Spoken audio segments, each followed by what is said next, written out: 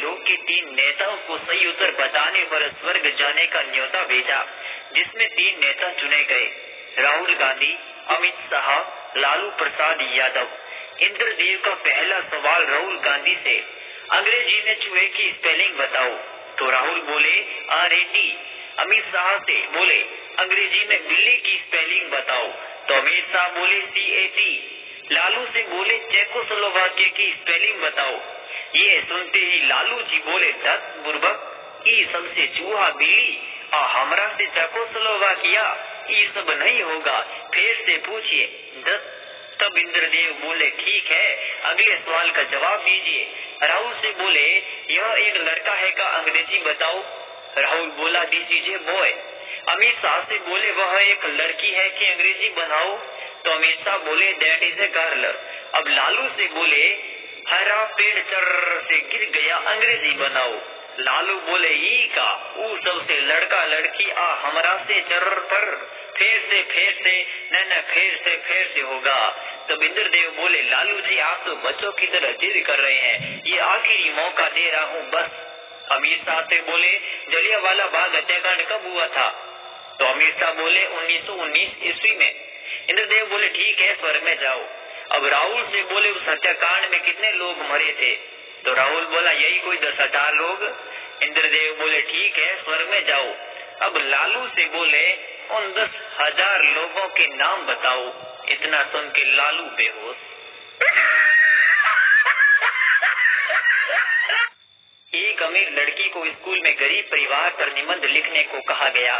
जरा गौर फरमाइए कि लड़की ने क्या लिखा। ये गरीब परिवार था, पिता गरीब, माँ गरीब और उनके बच्चे भी गरीब थे। परिवार में 4 नौकर थे, वह भी गरीब। एक स्कॉर्पियो कार थी, वह भी टूटी हुई। उनका गरीब ड्राइवर बच्चों को उसी टूटी कार में स्कूल छोड़कर आता था। बच्चों के पास पुराने आईफोन मोबाइल थे। बच्चे हफ्ते में सिर्फ 3 बार ही ताज होटल में खाते थे, बाकी दिन घर पर उन्हें खाना पड़ता था। घर में केवल 2 ऐसी थे और वे भी सेकंड हैंड। सारा परिवार बड़ी मुश्किल से ऐश कर रहा था।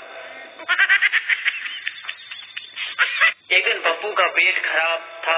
उसी दिन उसकी गर्लफ्रेंड ने उसे डिनर पर बुला लिया। पप्पू के साथ गर्लफ्रेंड का पूरा परिवार डाइनिंग टेबल पर बैठ गया। गर्लफ्रेंड के पिता ने पप्पू से कहा शुरू करो बेटा। अचानक पप्पू के पेट में गुड़गुड़ शुरू हो गई और फिर पू की आवाज आई। सभी लोगों ने पप्पू की तरफ देखा, फिर पप्पू की कुर्सी के बगल में बैठे अपने कुत्ते टॉमी की तरफ देखा। गर्लफ्रेंड के पिता बोले टॉमी ये सब क्या है, चलो हटो वहाँ से। कुत्ता वही बैठा रहा। पप्पू खुश हुआ कि चलो किसी को पता नहीं चला और आरोप कुत्ते पर लगा। 2 मिनट बाद फिर पू। गर्लफ्रेंड के पिता गुस्से से कुत्ते से बोले टॉमी चल भाग वहाँ से। पप्पू फिर मन ही मन खुश हुआ, परंतु पप्पू का पेट आज कुछ ज्यादा ही खराब था। 2 मिनट बाद तो फिर पू पू पू पू। अब गर्लफ्रेंड के पिता का गुस्सा फूट पड़ा।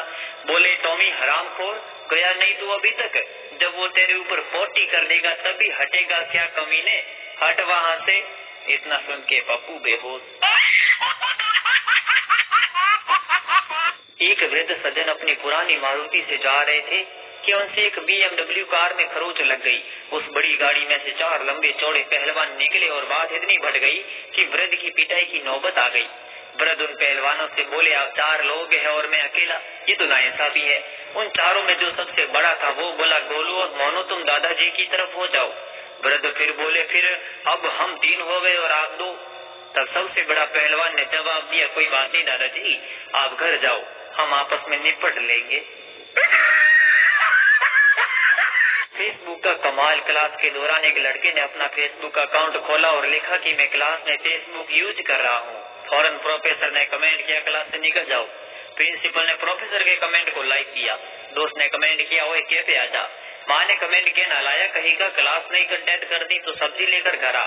पापा ने फौरन कमेंट किया देख लो अपने बेटे की हरकतें। उसी वक्त गर्लफ्रेंड का कमेंट आया धोखेबाज, तूने तो कहा था कि हॉस्पिटल में हूँ, दादी आखिरी स्टेज पर है इसलिए मिलने नहीं आ सकता, और आखिर में खतरनाक कमेंट भी पढ़िए। उसी वक्त दादी ने कमेंट किया तेरे मुंह में कीड़े पड़े नालायक, मैं अभी जिंदा हूँ।